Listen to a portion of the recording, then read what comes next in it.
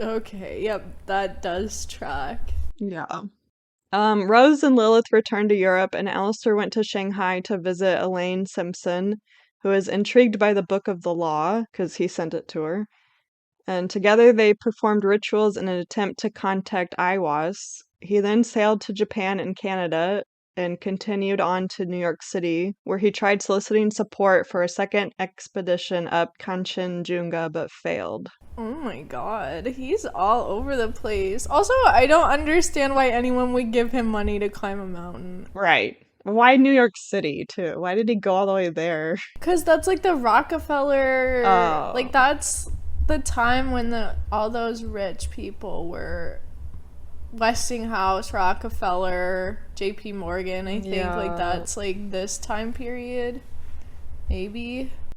I, well, I don't know if it was, I'm but. just making stuff up. Don't believe me.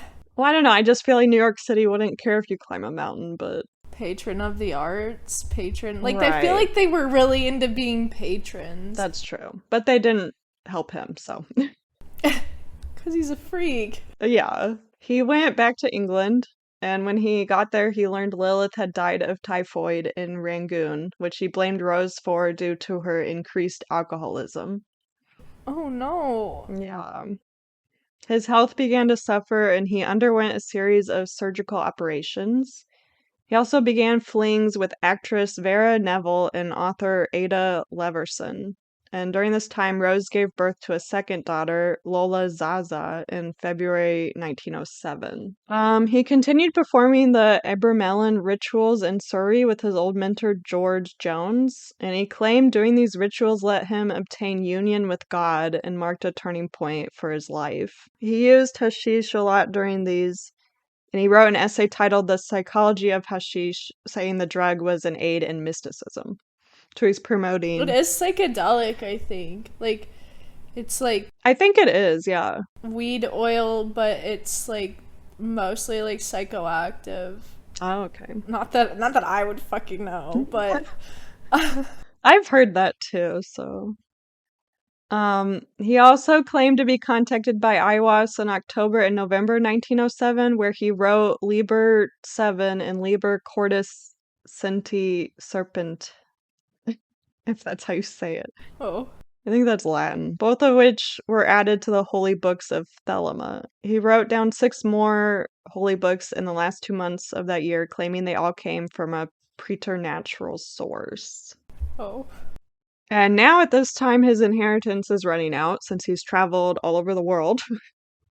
Oh, yeah, I mean Yeah, so he had this to. has to be expensive. Right. All of his drug doing too, Well, like that yeah. has to add up. Yeah, I don't know what he's thinking, but I mean, he's not. But he had to start looking for jobs, and he was hired by George Bennett, Earl of Tinkerville, to help protect him from witchcraft. He recognized George's paranoia as a symptom of his cocaine addiction, so he took him to France and Morocco to recuperate. So he's kind of a good friend, maybe not friend, but Yeah. I don't know. he helped him out. In 1907, he also began taking in students who paid for his instruction in occult and magical practice. And Victor Newberg became his closest disciple and sexual partner during that time. Oh my god.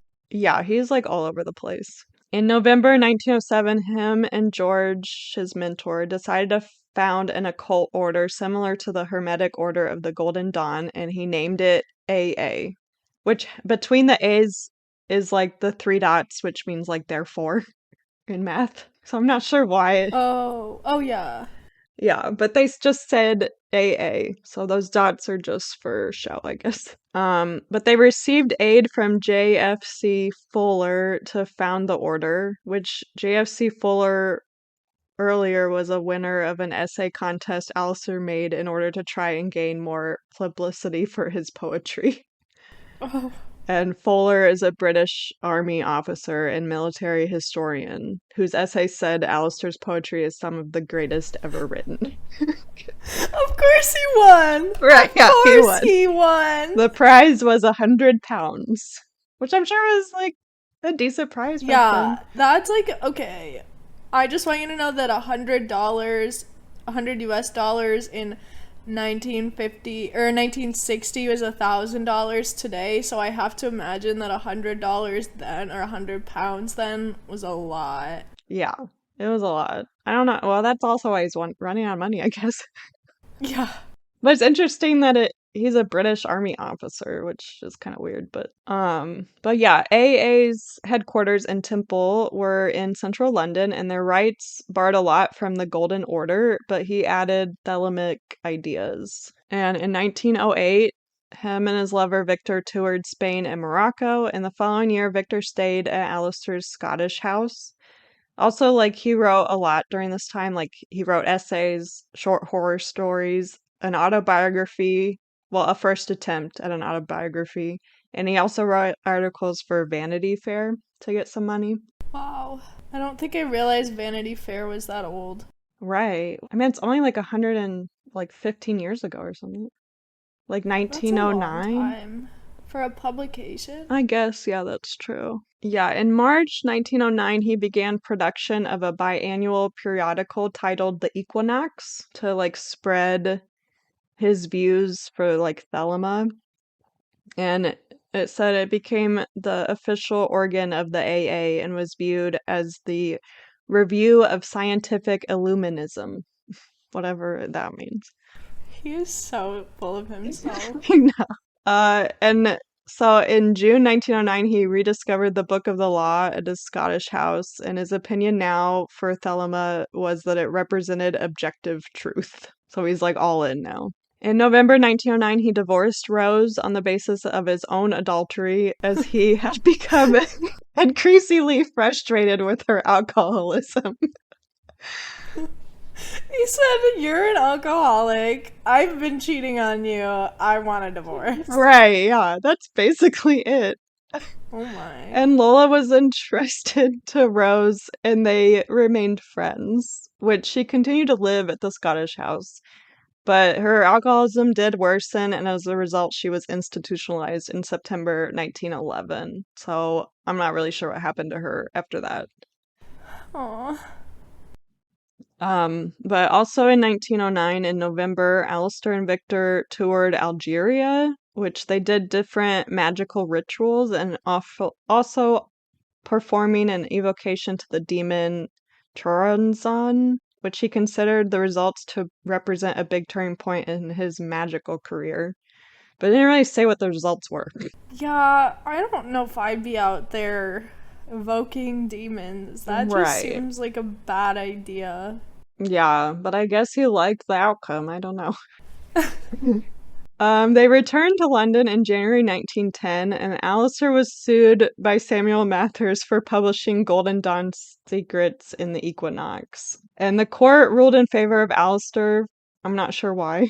And the case was widely published in the news, which gained wider fame for Aleister. He enjoyed the extra fame and played up to a sensationalist level of being a Satanist and advocate of human sacrifice, although like he didn't actually believe in those. So he's just making himself look He's a bad. faker. Yeah. He's such a faker. He just likes the attention, I feel like. Yeah, Aleister is the first. All attention is good attention. Yeah. Yeah, he really is. But we're still talking about him, so I guess. I know. Ew. He won. Yeah, he won, yeah. But yeah, the publicity also attracted new members to AA, and he soon found a new lover, the Australian violinist Layla Waddell. And he decided to teach to a wider audience, so he developed the Rites of Artemis, which was a public performance of magic and symbolism featuring AA members personifying various deities. It was performed at AA headquarters, and attendees were given fruit punch containing peyote to enhance their experience. Oh my god. Yeah, I hope they knew. Oh. I feel like they didn't. I don't think they did, yeah. They're like, this is such a magical experience. Right, oh yeah, my you're god. just high out of your mind. Yeah, press members were there, and the reports on the performance were largely positive, though. Yeah, no wonder.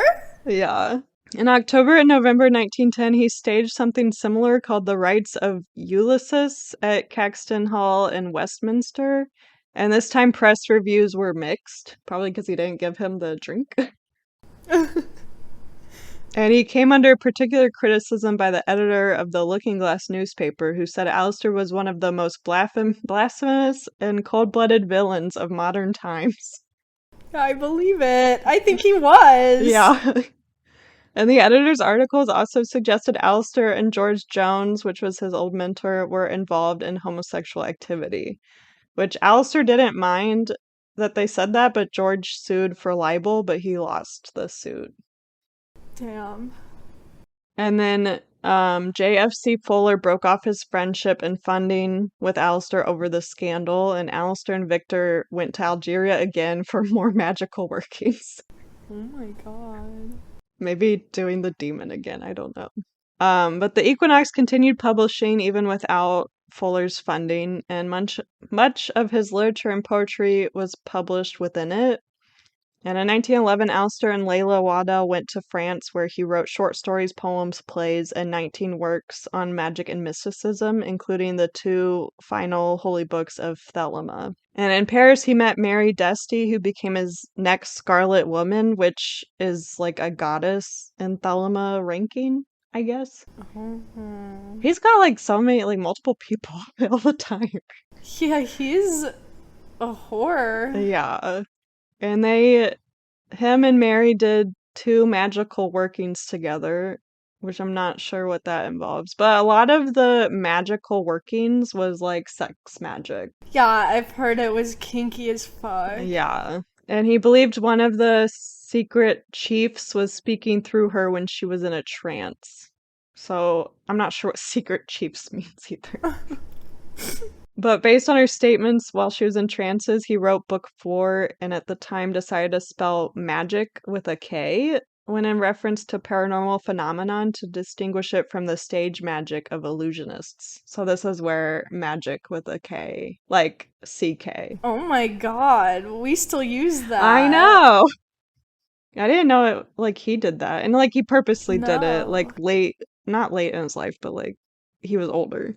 Yeah. Early 1912, he published the Book of Lies, a work of mysticism, and the German occultist Theodor Roos later accused him of publishing some of the secrets of his own occult order.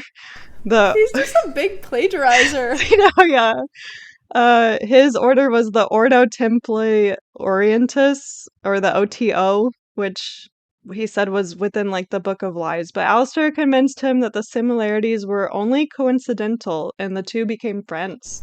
See, he's a master manipulator. I know, he really is. Well, I don't know if he had, but he had to have known about them, right? Because he had friends in other, like occultists. Yeah. He knew. Yeah. I just can't believe they became friends, but I know. But yeah, Theodore appointed Aleister as the head of the British branch, which was called the Mysteria Mystica Maxima, which is MMM. And at a ceremony in Berlin, Crowley adopted the name Baphomet. And with Theodore's permission, Aleister started advertising the MMM and rewrote many of their rituals, which were then largely based on Freemasonry. And his incorporation of Thelemite elements was controversial in the group. So he's causing conflict again. As usual. Yeah. In March 1913, he acted as producer for the Ragged Ragtime Girls, a group of female violinists led by Layla. And they performed in London and then in Moscow for 6 weeks, where he had a relationship there with Anne Ringler. And in Moscow, he continued to write plays and poetry. In January 1914, him and Victor, so I guess Victor's still there, got an apartment in Paris, where Aleister was involved in the controversy surrounding Jacob Epstein's new monument to Oscar Wilde. And for 6 weeks, Aleister and Victor performed ritual magic involving drug use and invoking the gods Mercury and Jupiter. And following this 6-week period, and I think they added a reporter to this too, and it was like sex magic. So there was... Oh. But following this period, Victor began to distance himself from Aleister, resulting in an argument where Aleister cursed Victor, apparently. Oh my god. Yeah. By 1914, Aleister was living a hand-to-mouth existence, relying on donations from AA members. And in May, he transferred his Scottish house to the MMM for financial reasons. And July, he went mountaineering in the Swiss Alps. Like, He's running